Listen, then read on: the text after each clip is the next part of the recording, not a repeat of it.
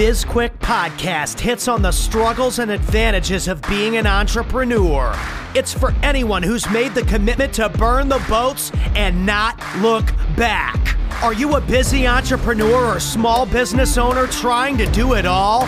Then this podcast is for you. Corey and Julie will take you through the details of building a strong business. Hit the subscribe button and gear up for another episode of BizQuik Podcast.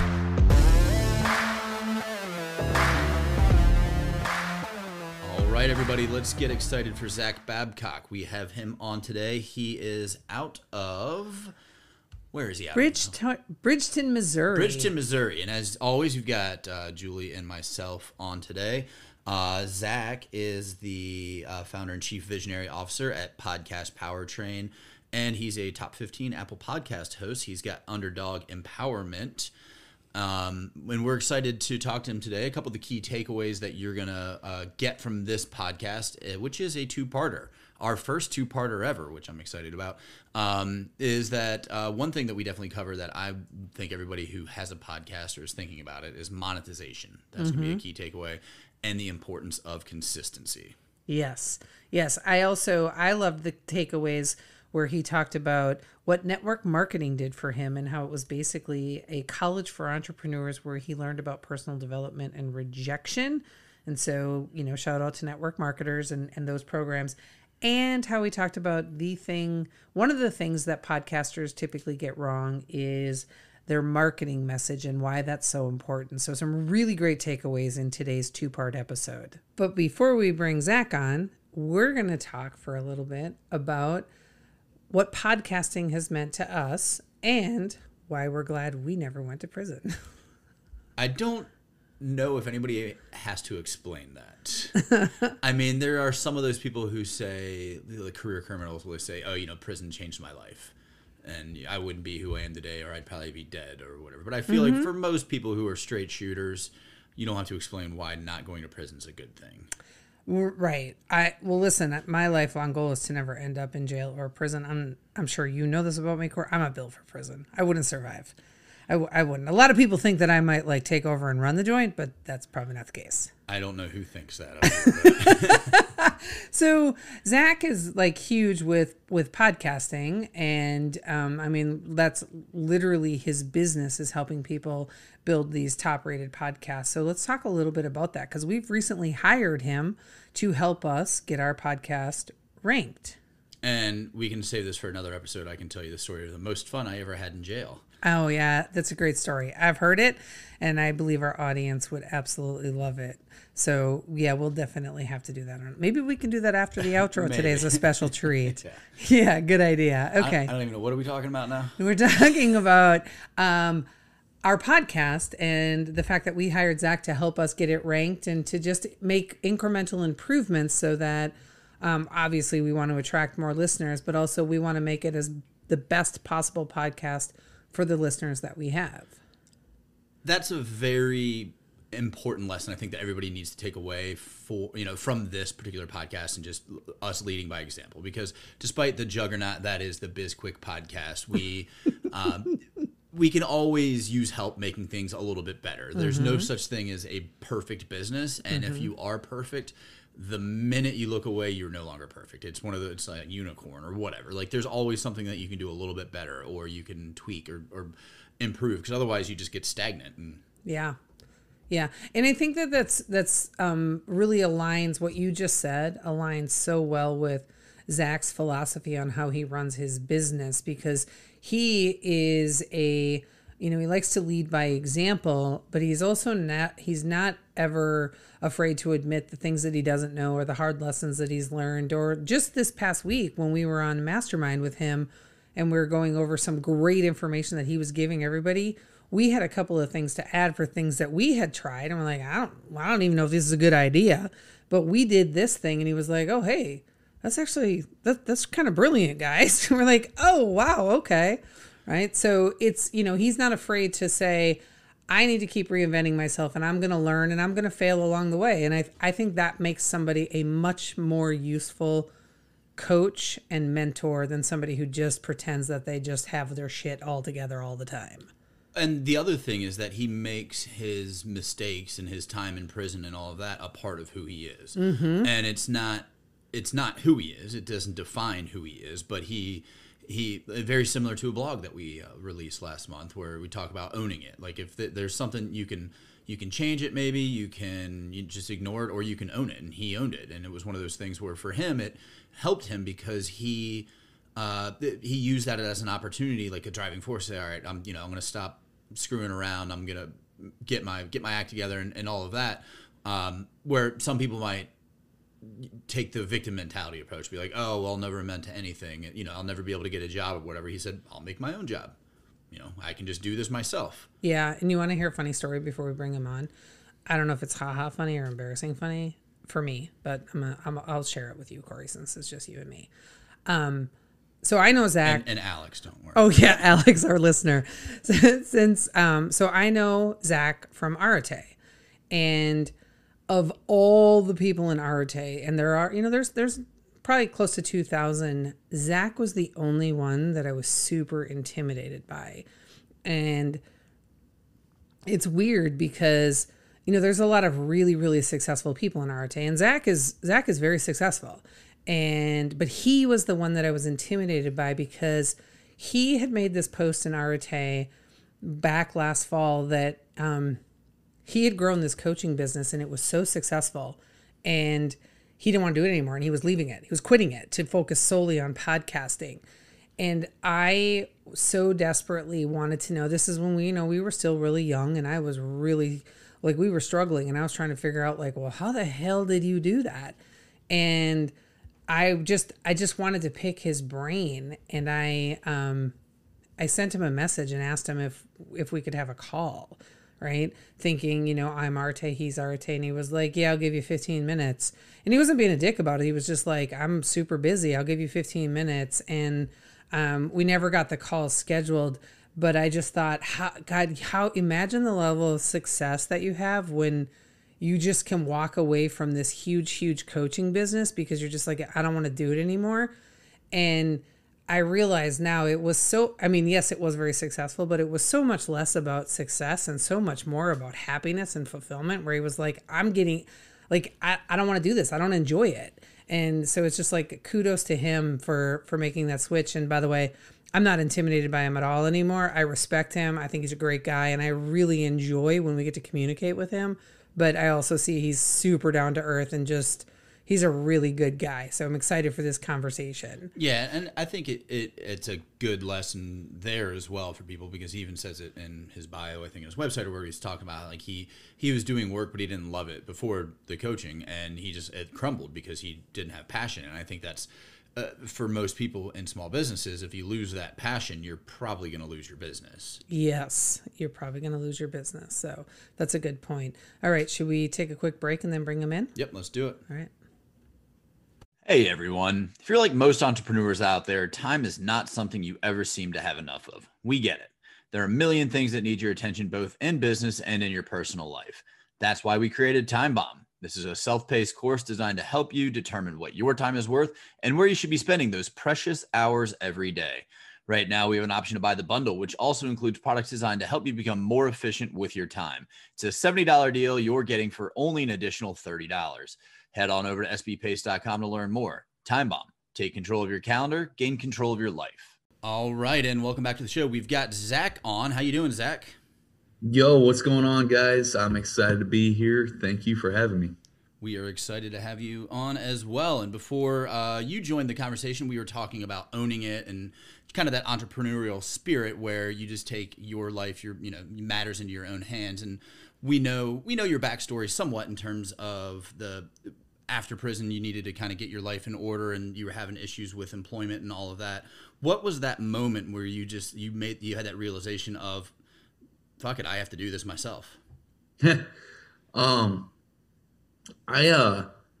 kind of knew that before I got back out. While I was locked up, I was like, man, I'm not going to be able to get a good paying job in most fields or whatnot. I'm going to have to, my best possibility probably is going to be going into business for myself. And so I started just thinking about ways of how I can make that happen Yeah, that was pretty much it. And then when I got out, uh, I couldn't find a job anywhere. And I was trying to find an under the table paying job to support this business idea that I had, and that never came to fruition. And so I ended up getting my start in like network marketing and did that for about 2 years.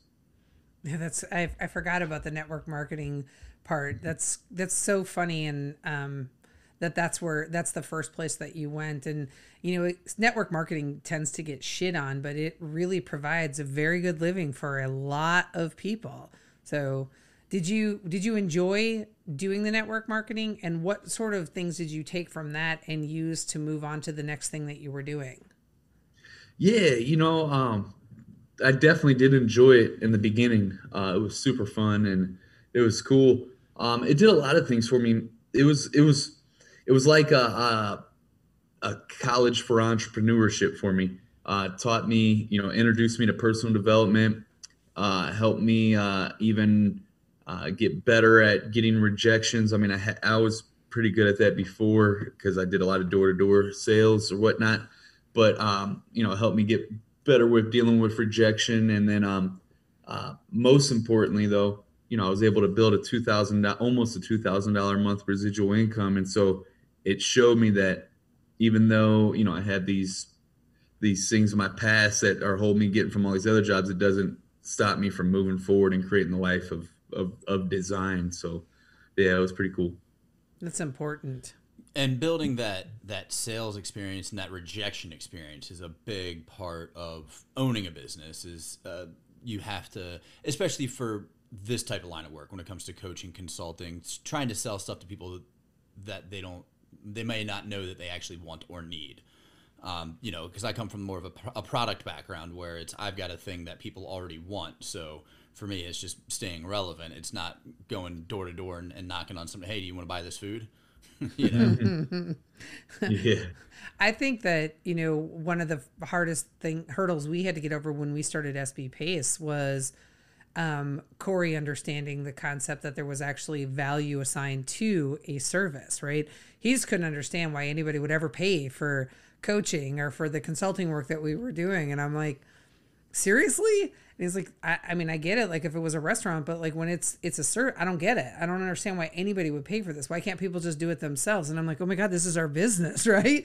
And so inside our own company, we had to do like some education on it. And it was it's crazy. But I think that the way that you have really grown your brand has been so impressive, right? Because you are unapologetically authentic about who you are, where you've been, what you've done, and what you bring to the table. And it draws people to you like a magnet. Like you are just like, there's very few people that I've seen who can just get people to just draw to them just because it's simply you are who you are, and you're never gonna apologize for it. Like, this is me. Take it or leave it. Don't care. Right on. I really appreciate that. It really does mean a lot to me, for real. It's crazy. I used to not be that way. I used to be a big people pleaser for a large chunk of my life. And that didn't really change until like I went to prison, honestly. So I was always trying to fit in with everybody else and be accepted or whatnot. So yeah, that was something that I had to overcome myself. It's crazy because it appears to be so natural for you. Yeah. You know what? I gotta give some love to Mitch Miller. He was one of my first mentors, and being in his mastermind really helped me break through in a way.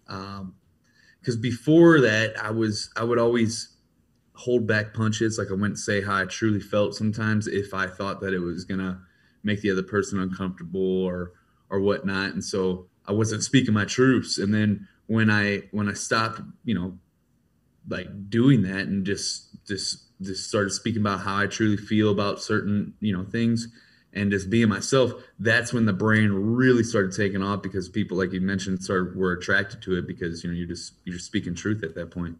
Yeah. Let's just take a little pause and step back to talk about sort of your backstory, right? So for any of our listeners who aren't familiar with your story and what it is that you're doing now, and I know we talked a little bit on the front end about both of those things, but would you mind sharing some of your story with our listeners? Yeah, no doubt. I'll share the really short version, and then we can unpack whatever if you want to unpack more. But I grew up in Ferguson, Missouri. My dad died when I was 7. I tried to fit in and be accepted so much growing up. I didn't have any chief aim in life, and I probably wanted to fit in more than your average kid. I would do stuff that just was out of my character to be accepted. Was in and out of group homes, institutions, juveniles, detention centers, you name it, because I never went to school, and I was smoking weed, and so I was getting in trouble for being truant and smoking weed, and I ended up going to prison by the time I was 19. I did 4 years on a 7-year sentence, got out for 2 years, and then I went back just 20 days before my twin sons were born, and that was it for me. That was so painful because I wanted to be a father my whole life because I didn't have one. And so that's when I decided to move in the direction that I'm in now. And long story short, got out of prison, got laughed at for 3.5 years for trying to become an entrepreneur, launched the Underdog Empowerment podcast, started getting some traction. Then about a year after that is when I broke through financially when we launched the podcast Powertrain Company. And now here we are on this podcast. And the podcasting is something that it can be very lucrative and very good for business, and it could be its own entity and all of that when it comes to finance. But it's also one of those things that like everybody can have one. The requirement to create a podcast is almost nothing. You could use your computer. So I'm sure that and there's like a ton of tools that you need to get. But like, do you just cringe sometimes when you're like kind of like scanning through podcasts and all of that, just like some of the garbage that's out there? Yeah, I mean, there is, junk out there. My content was garbage at one point. I mean, and I'm not lying, dude. I'm pretty good at content now because I've done a lot of content for over half a decade now. And so you could go to my YouTube channel. It's my name, Zach Babcock, and they got that filter where you can show the oldest videos. And if you go look at my older videos from 2016 and 2015, they're cringe. I can't even watch them because they're that bad. But I only keep them just for purposes like this, so I can show that I got proof that I used to be really bad. But yeah, man, there's definitely some times where I'll be thumbing through and I'll see something. I'm like, that's not a good thumbnail at all. Or, stuff like that. But it's important to be true and to keep that out there, because we just re-recorded our intro because of you, Zach. Because of you, but we just dropped an extra 2 or 3 minutes on the front to say we've learned a lot, but we're just giving this kind of like a disclaimer, like this is what it is. So our first a couple months of podcast, like but it's fun. You can see the progression. You get better. You learn. It gets. It just sounds better. It's more natural. All of that. And for the record, Zach, Corey was just like you. I was the one who had to go back and listen to our intro episode because he wouldn't listen to it. He's like, nope, I can't do it. And I was like, we sound so scripted. No, man, it's painful listening to yourself whenever you're cringy. It's like, I can't do it. So I know that feeling, man. Yeah, there are some episodes, right? So, that after Corey has edited it and put everything together and I'm listening to them, I'm like, oh God, do we have to release this one? This is not good. But, it's like, well, we've talked to the guest. The guest has given us their time. And so, yeah, I think, that's we could always say, hey, do you want to re-record? But typically if it's on our end where it just sounds, I'm like, we're just going to release it. But more often than not lately, I'll be like, oh God, this one is actually boring. Do we really have to release it? It's tough. Yeah, and that's such a hard situation because you're like, damn, this person just came and, blocked out time to come on the show. But at the end of the day, it's like, okay, but I still got my audience here that's dependent on me to put out good content for them. So I'm going to have to throw this one in the can and we're going to have to redo it. I get it. It's a hard spot to be in. Yeah, it really is. Mm-hmm. And it's funny though, when you're talking to some of these guests, because I can kind of see where they're just phoning it in, literally and figuratively, where yeah. They just expect that they're going to be on this podcast and they're going to just see this influx of clients traffic to their website, whatever, because they're on our, it's like, no, you have to show up to the podcast, you have to deliver on the podcast, and you have to promote on the back end. And that's not something that a lot of people realize. They think that, oh, I'm just on a podcast. Yeah. Watch the money roll in. Yeah. Yeah. You can always tell the people that have podcasts and understand what goes into it versus people that don't and are just a guest and trying to, just get more business off of being on your podcast, right? And it's, where they join the Zoom meeting from their phone and stuff. we've had a couple of people do that. Yeah, I have too. I was like, what's going on, man? I think AJ McLean from the Backstreet Boys did that to us, didn't he? Yeah. That's crazy that out of all people, he did that, because Kevin Martin, the lead singer of Candlebox, did the same thing. He called in on the phone. I'm like, bro, you got more than enough money to call in from a computer. Maybe use Biz or something. I don't know, but it's funny though. It is funny. What's the from a passion perspective, or maybe a better way to say it, like a opportunity perspective, what is it about podcasts that drew you to it, right? Because you had a very successful coaching business, and I talked about this a little bit before you joined, that you if I remember the timing correctly, it was probably like late last summer, early last fall, where you were like, I'm leaving my coaching business. I'm not doing that anymore. I'm going to be focusing solely on podcasting, right? So you had this really lucrative thing that you just weren't feeling the passion for it, but you really, for podcasting, had it. So what is it about podcasting that draws you in so much and helps you to just like want to like give to other people and show them how to get better at it? I think you heard that whenever I was talking about that just is slightly wrong a little bit, because before the podcast, I was doing the coaching, but I ended up, this is crazy. I ended up making a post about this on Christmas Day and called myself out on it. So I got laughed at for the first 3.5 years coming out of prison to become an entrepreneur, because people didn't think I was going to actually be successful to do it. And right before I started podcasting, I started this business coaching with this guy because he ran across my podcast. Or no, wait, I'm sorry. I started the podcasting in 2018, and I got it ranked on day 3, had Billie Jean as marketing on the following week. So I immediately went from everybody laughing at me in 1 week's worth of time to interviewing people like Billie Jean or whatnot. And so the brand is starting to blow up, right? And things are going good, except for I wasn't making a lot of money. I was making anywhere from like $200 to $800 a month through affiliate marketing. Nothing to write home about, not even enough to cover the bills. And then this guy reached out to me because he found my podcast, and he's like, dude, let's go in. I got this program where I had 20 million in revenue, or 20 million revenues, 1,000 successful students, and it's a program about lead generation, customer acquisition, and scaling a business. And I was like, you're gonna do it with me? He's like, yeah. I was like, cool, let's do it.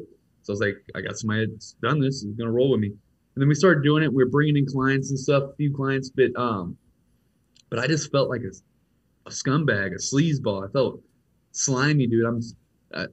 I'm sitting here trying to achieve what I'm teaching by teaching it, and it was just backwards and didn't align with my values. So I pulled the plug on that, and then I made a post, called myself out about it on Facebook on Christmas of 2018. Said, hey, I don't know what I'm going to do, but I'm going to go back to the drawing board, and when I come back to the marketplace, I'm going to have something that's legit.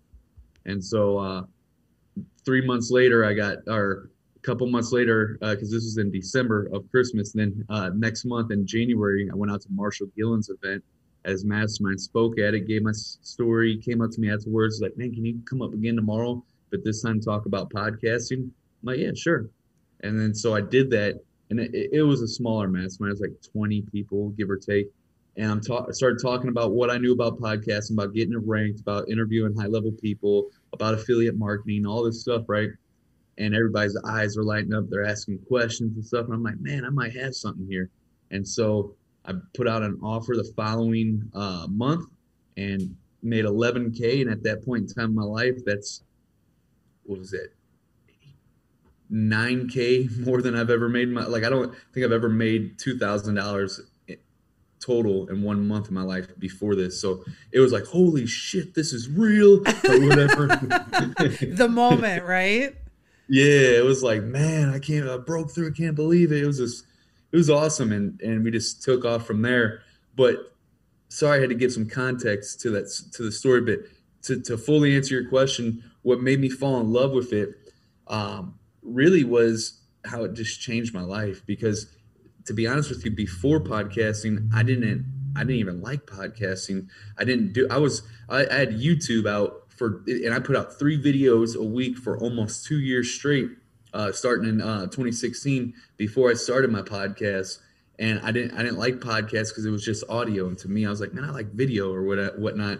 But then I ended up I was throwing shit on the wall, trying to see what sticks. And so I finally started the podcast and broke through. And it was like the thing that put my brain on the map pretty much. So that's the reason why I love it so much, because it literally changed my life. I know the answer to this, but for Julie, maybe. Just joking. When it comes to monetizing a podcast, because I'm sure there's a ton of ways. Like, how long did it take you to figure out different ways to make money, and how many different ways are you monetizing your content? Yeah, man. So affiliate marketing, was able to figure that out pretty quickly because I was already doing affiliate marketing before podcasting, and so I just carried that over. In my personal opinion, affiliate marketing is something that every single podcaster should be doing, whether you're just starting out in business and haven't even proven your offer yet, or whether you're a seasoned entrepreneur and you got multiple companies and they're scaled up to 7 and past and whatever. Affiliate marketing is good for wherever you're at. And the reason why is because you're leaving too much money on the table if you're not doing affiliate marketing. I mean, dude, you could go to John Lee Dumas's website, eofire.com, and right in the top right corner of his website, he has a little income report. So you click on it and it shows you exactly how much money he's made from affiliate marketing since 2012 and how much he's done this year. And it's crazy. Like, this year, he's already done over 20K just in affiliate marketing alone. And so, but also he's been doing it for a while too. So you're not going to start off making 20K. You're probably going to start off not even making $100 a month when you first start, but then it builds up over time if you stay consistent. So yeah, anyways, affiliate marketing is definitely a thing that I recommend for everybody. It's one of the ways that I monetize. I also monetize. My favorite way is monetizing indirectly. And what I mean by that is I like to just really kick ass with the podcast, interview a lot of cool people, grow the downloads, get it ranked on Apple, climb the charts, do all these cool things, and then just show what I'm doing with my podcast on other platforms, Facebook specifically. And then people see that and they're like, boom. And then I put out an offer, and then it tends to work because they've seen that not only do I just show people how to do this, I actually do it myself. And so that comes in handy. But yeah, man, there's a lot of ways. I mean, this could end up being a long conversation just talking about monetizing a podcast in and of itself. It's an interesting concept because, I mean, Corey was right. Julie didn't know. I knew mastermind and I knew affiliate marketing, but I really, I know you have the mastermind, which is a great way to monetize off of it. And I think you definitely, when I think about podcasting, like if I want to know more about podcasting, you're the first person that comes to my mind. Like, how would Zach do this? Or, what is Zach doing in this area? Right. And it's so interesting to watch and to learn from other people who are, already like ahead of you. I saw this post recently by Lauren Johnson, who was recently on our podcast. She used to be the mental performance coach for the New York Yankees. And it's called the plus minus equal approach, where you want to have people in your network that are ahead of you so that you can watch what they're doing and see what they're doing. You want to have people in your network who are below you so that you can show them and teach them and help them get better. And you want to have people in your network that are equal to you so that you can compete against them, right? Because the healthy competition is really, really good for growing and developing your skills. And I just think, when it comes to podcasting, you're the plus in our network, right? You're the person where we're like, what's Zach doing, and how can we emulate that or learn from that? And I will say this: I was talking to Lisa Hawker last night, and and we had our mastermind yesterday, right, with you. And Lisa went and told me all the things that she had done. And I was like, God, how, you already implemented almost everything you told us to do today. And she's like, I know, I was having a really bad day, and all these things made me feel like I was getting wins. And I was like, good for you. I'm like, all I did was made a list of them and sent it to Corey and said, hey, we got to do these things. So we've got some work to do. But it's been such a interesting, like a really good learning experience, because it's this thing that, at the beginning of the year, we set these really big goals for what we wanted to do with our podcast. And we were kind of sitting here thinking, how the fuck are we going to do this? Like, how do we, and now we're at the middle of the year. And then finally, I just happened to stumble across, well, you had all your courses on sale, which I bought the courses, and then you had the mastermind, and I was like, oh, I think we have to do this. I think we, and Corey took a look at it, and he's like, yeah, let's do it. Let's do it. That's awesome. That's crazy how things pan out and shake out in the end. And for us, I would love it if we were making money hand over fist with this podcast.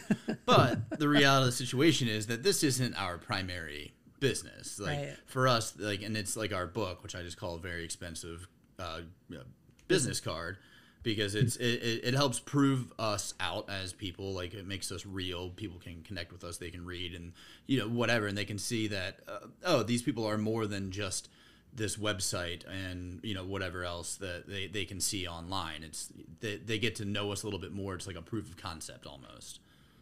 Yeah, I mean, dude, that's a great way, dude. Like, I look at it like this, man. The podcast is the top of the funnel. Like you said, it like the book. It's like you said, it's like a very expensive business card. I love that analogy right there. Same thing with podcast. It's like the top of the funnel. It's like the thing where it's a great. See, people buy from people that they know, like, and trust. I know that's so cliche, and like everybody in marketing knows that, because it's been been beating a dead horse on that for forever. Everybody says that, but it's true though. People really do buy from people that they know, like, and trust. And so what better platform for people to really get to know, like, and trust you than to come listen to your podcast, where it's long form content, and you get into, sometimes you get into some really deep conversations, and you're always spewing your thoughts, views, perspectives, and opinions. People get to know, like, and trust you that way, or know, dislike and don't trust you, whatever. The opposite. Yeah. One or the other. Yeah. And so for me, like, I use that, I use it like that. And then I got plenty of episodes, like almost every episode I plugged some way for you to further get involved, whether it's a free Facebook group, our free newsletter, our free podcast roadmap download that shows you how to whatever it is. Something for you to take that next step and get a little bit more involved, and then those things lead to the next, So it's I always look at it like the top of the funnel. That's great. What's the biggest mistake or most common mistake that you see people make with podcasts? Fingers crossed we're not doing it. Yeah. Probably. Can I give two answers to this? Yeah. All right. The greatest mistake that I see a lot of people make is that they don't really dial in a marketing message for the podcast. And, I call it the 4 W's. It's a little framework I made up, but it's the same thing as like doing your marketing message for any product or service or anything that you create. You figure out who the thing is for, what it's going to do, how it's going to help them, why they should get it, what's the differentiator, all that stuff. You got to do the same thing with your podcast, because if you don't, then you're just speaking to anyone. And if you're speaking to anyone, it's not going to reach anybody.